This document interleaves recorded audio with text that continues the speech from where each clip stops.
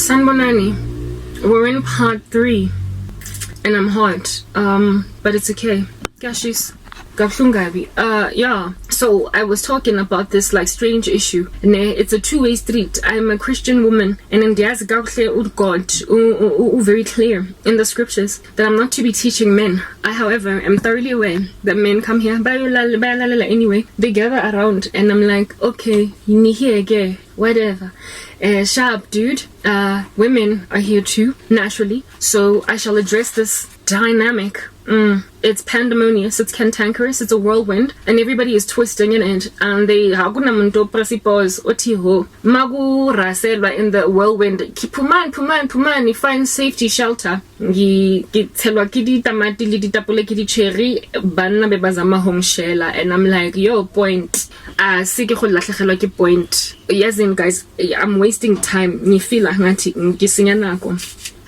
I'm exhausted with this country. I've been here for an entire 38 years, and I have become obsessed with the prospect of the rapture, because I don't want to fight this fight anymore. I don't want to live in another country, because why should I have to run away from a bunch of miscreants?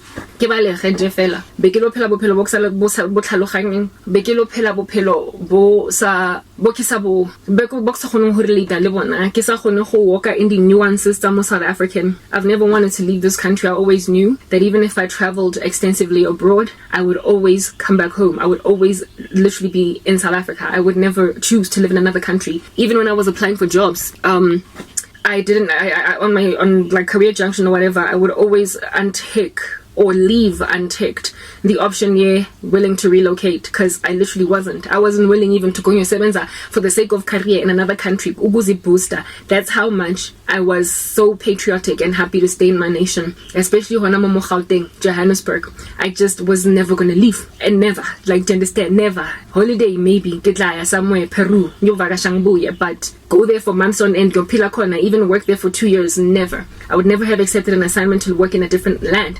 And I have mad respect for people who can leave their country like that, but I've always just had a grand affection for South Africa and South Africanness. And when it comes to Lenyalo, when I went to God, knees and everything on the floor bashing, and I was like, yo, mina God, I want a guy, Wamona, he has to be South African, because I want a guy with whom I can speak all our languages. You know, our Fanagalo mixed masala languages. Oto understand Forstan, le mixing in Africans. I want a dude from the Kasi. A dude, a black guy. It has to be a black guy from South Africa, for the reasons that he understands black culture and our languages. I don't want to be always speaking English in a marriage, because my husband doesn't understand my language. I want to be and haki kwatile tshwantse nna ke ntshe segwa yo bathong o chikana ka segwa is just like, leave me alone, that has more power. You get my point. So I wanted a dude that was from here. That's what's good. Ideally from Soweto, but really it doesn't matter, all across Lime Gakwen.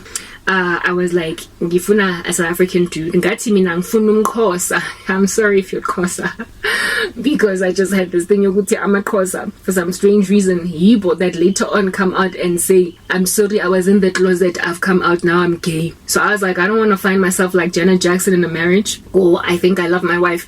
No, not I think I love my life, why'd I get married? And then you find out that you're HIV positive. Oh no, not only was he cheating, but he was cheating with a man. I just always had this fear that Xhosa men are the ones that are most likely to do stuff like that. Yibo abagcina phuma out of the closet. Of course, I know that was like me very generalistically applying these things. I was a new Christian, so I'm just confessing.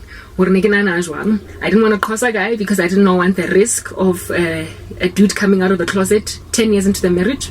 Also, I imagine that baba ne arrogance Xhosa guys, you know, they think they are too legit to quit. So I said I don't want a Xhosa guy for these reasons, and I said I don't want umzulu because mpama ke tla kopana le yona le khabote ngoyaka etla kopana le khabote every second day, just because I disagreed.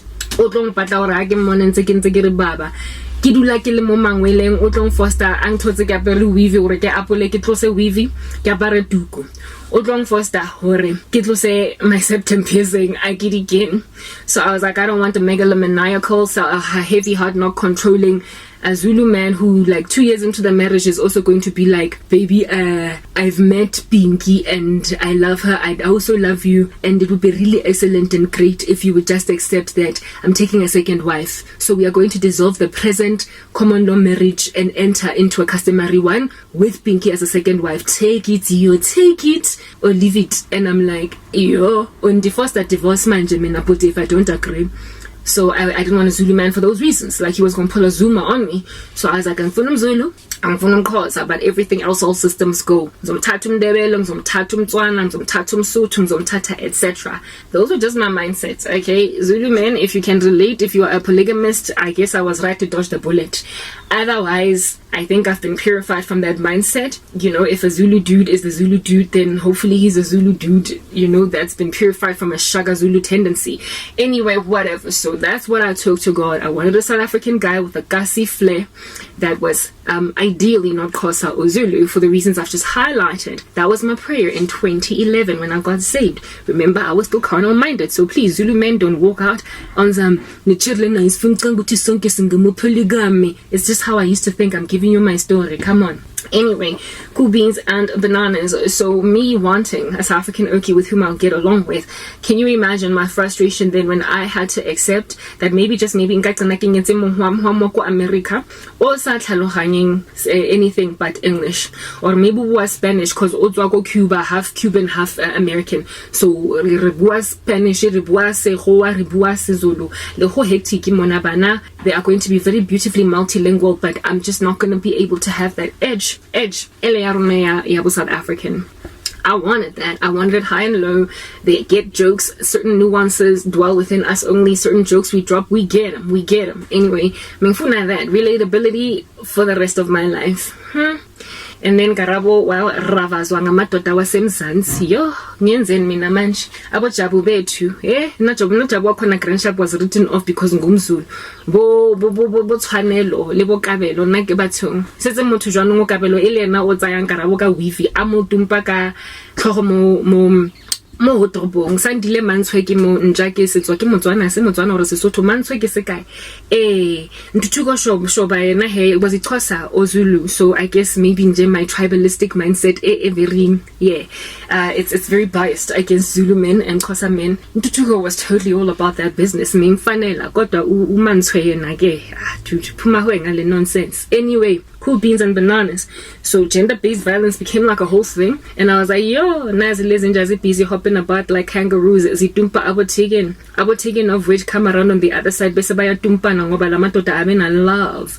I was like, I'm leaving. You know that Trevor Noah joke?